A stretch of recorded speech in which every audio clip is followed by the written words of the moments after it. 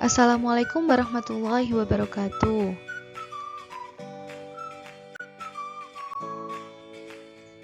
Pada pertemuan kali ini kita akan membahas tentang materi peran pelaku ekonomi dalam kegiatan ekonomi. Tapi dalam hal ini difokuskan pada konsep kegiatan produksi. Apa itu produksi? Dalam ilmu ekonomi, produksi itu didefinisikan sebagai berikut. Yang pertama, produksi menghasilkan barang dan jasa baru sehingga dapat menambah jumlah, mengubah bentuk, atau memperbesar ukurannya. Dan juga, produksi diartikan sebagai kegiatan untuk meningkatkan atau menambah daya guna suatu barang sehingga lebih bermanfaat. Jadi, dapat disimpulkan bahwa produksi merupakan kegiatan manusia untuk menciptakan atau menambah daya guna suatu benda atau jasa bagi pemenuhan kebutuhan manusia. Dalam melakukan kegiatan produksi, tentunya dibutuhkan berbagai macam hal untuk mendukung kegiatan produksi seperti alat, bahan baku, dan juga tenaga kerja. Semua itu disebut juga dengan faktor produksi atau input.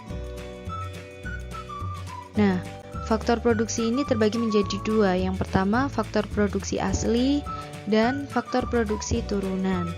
Faktor produksi asli ini terbagi menjadi dua, yakni sumber daya alam dan sumber daya manusia. Faktor produksi turunan juga dibagi menjadi dua, yakni modal dan kewirausahaan atau skill.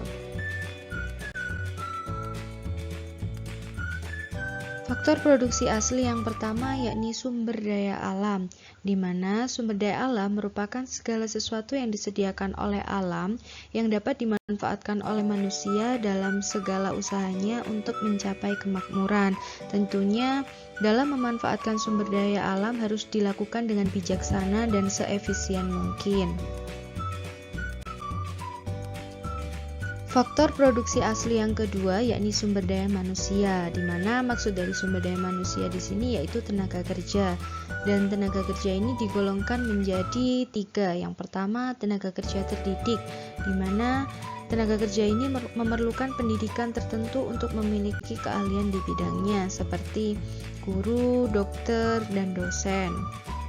Yang kedua, tenaga kerja terlatih, di mana tenaga kerja ini memerlukan kursus atau latihan bidang-bidang keterampilan tertentu, misalnya juru masak dan penjahit.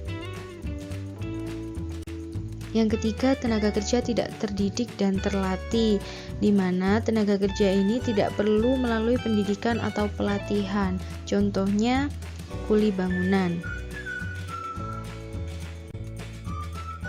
Selanjutnya, faktor produksi turunan. Yang pertama, modal. Nah, modal di sini terbagi menjadi 4. Yang pertama, dilihat dari fungsinya. Yang kedua, dilihat dari sifatnya. Yang ketiga, dilihat dari bentuknya. Yang keempat, dilihat dari resikonya. Modal dilihat dari fungsinya terbagi menjadi 2. Yang pertama, modal privat, di mana modal privat ini merupakan barang modal yang difungsikan perseorangan sebagai sumber penghasilan, misalnya deposito bank, saham, dan juga persewaan rumah. Yang kedua, modal sosial, di mana modal sosial ini maksudnya semua barang modal yang dapat difungsikan oleh orang banyak atau masyarakat. Contohnya, jembatan dan juga jalan raya. Modal dilihat dari sifatnya terbagi menjadi 3. Yang pertama, modal tetap, merupakan barang modal yang dapat digunakan lebih dari satu kali dalam produksi. Barang modal ini biasanya merupakan alat-alat produksi tahan lama, contohnya mesin. Yang kedua, modal lancar, merupakan barang modal yang habis dipakai sekali saja dalam produksi, contohnya bahan bakar. Yang ketiga, modal variabel, merupakan barang modal yang besarnya berubah-ubah sesuai dengan jumlah barang yang diproduksi, contohnya bahan baku. Modal dilihat dari resikonya. Yang pertama, modal sendiri, di mana modal perusahaan ditanggung sendiri secara penuh oleh perusahaan itu jika mengalami kerugian atau jatuh pailit. Yang kedua, modal pinjaman, modal yang berasal dari pihak lain, di mana perusahaan akan memberi bunga modal kepada pihak pemberi pinjaman. Modal dilihat dari bentuknya. Yang pertama, modal nyata, merupakan barang yang dapat digunakan dalam proses produksi yang terdiri atas modal barang dan modal uang. Lalu modal abstrak merupakan modal yang tidak dapat dilihat tetapi hasilnya dapat terlihat, contohnya kepandaian seseorang. Dan faktor produksi turunan yang kedua yakni kewirausahaan. Faktor produksi yang berupa kemampuan seseorang untuk mengelola sumber daya alam, tenaga kerja, dan modal untuk menghasilkan barang dan jasa. Di dalam proses produksi, faktor produksi mempunyai hubungan yang sangat erat dengan produk yang dihasilkan. Nah, persamaan dari fungsi produksi sebagai berikut, di mana untuk Q merupakan quantity, F merupakan function, L merupakan labor, dan R merupakan resource, dan C merupakan capital, dan T merupakan teknologi. Selanjutnya, teori perilaku produsen, di mana teori perilaku produsen ini terbagi menjadi dua bagian, yaitu satu faktor produksi berubah, dan yang kedua dua faktor produksi berubah. Yang pertama, teori produksi dengan satu faktor produksi yang menggambarkan hubungan antara tingkat produksi dengan jumlah tenaga kerja yang digunakan untuk menghasilkan berbagai tingkatan produksi. Dalam hal ini, diasumsikan bahwa faktor-faktor produksi lain seperti modal dan tanah jumlahnya itu tetap, dan yang berubah itu adalah tenaga kerja. Nah, teori produksi ini terkenal dengan the law of diminishing return, di mana hukum yang menyatakan apabila dalam melakukan produksi ditambahkan input secara terus-menerus, maka pertama-tama output yang dihasilkan akan meningkat. Namun, pada titik tertentu output akan menurun seiring dengan tetap bertambahnya input. Nah, terdapat tiga istilah yang harus kalian pahami dalam teori produksi. Yang pertama, TP, yaitu total product. Yang kedua, MP atau marginal product. Yang ketiga yaitu AP, average product. Untuk menghitung MP, yaitu dengan menggunakan rumus delta TP per delta L. Untuk menghitung average product, yaitu dengan total product per labor. Perhatikan tabel berikut ini. Berdasarkan tabel tersebut, kita akan mencoba untuk menentukan marginal product dan average product. Kita bisa memulai perhitungan untuk marginal product dan average product dimulai pada jumlah tenaga kerja satu orang dengan total produknya 6 dengan menggunakan rumus yang telah tersedia.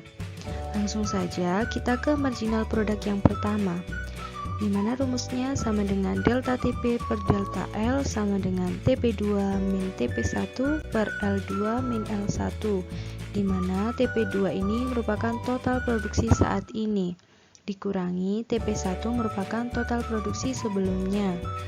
Nah, total produksi saat ini yaitu 6, dikurangi total produksi sebelumnya 0, per L2 itu tenaga kerja yang digunakan saat ini, dikurangi L1 tenaga kerja sebelumnya yaitu 1 dikurangi 0 sama dengan 6 per 1.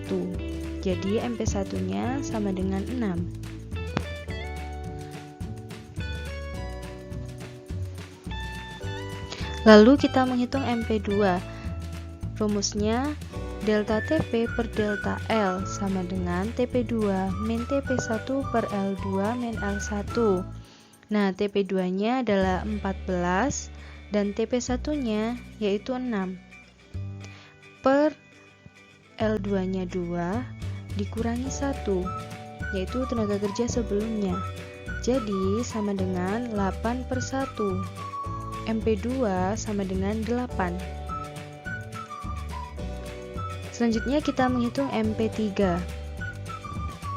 sama dengan delta TP per delta L.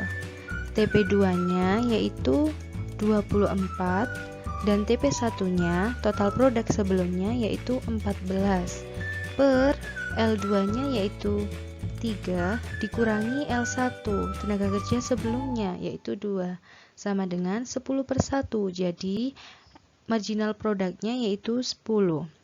Selanjutnya kita akan menghitung average product. Nah, rumus average product ini kan TP per L. Nah, average product untuk tenaga kerja 1 sama dengan TP per L sama dengan total produknya untuk tenaga kerja jumlahnya 1 itu 6 per L 1 sama dengan 6. Selanjutnya average product 2 sama dengan TP per L. Nah, TP nya ini kita melihat pada tenaga kerja 2 yaitu 14, jadi 14 per 2 sama dengan 7. Lalu AP3 nya TP per L sama dengan 24 per 3 sama dengan 8. Nah, untuk menghitung marginal product dan average product untuk tenaga kerja ke-4, 5, 6, 7, 8 sampai 9, silakan kalian mencoba sendiri di rumah. Yang kedua, teori produksi dengan dua faktor produksi. Terdapat dua jenis variabel faktor produksi yang berubah, yaitu tanah dan tenaga kerja. Fungsi produksi dalam teori produksi dengan dua faktor berubah dapat digambarkan dengan kurva isoquant. Nah, kurva isoquant ini merupakan kurva yang menggambarkan kombinasi antara dua macam faktor produksi yang menghasilkan output yang sama. Sekian, terima kasih. Wassalamualaikum warahmatullahi wabarakatuh. Tetap semangat belajar dan selalu menjaga kesehatan.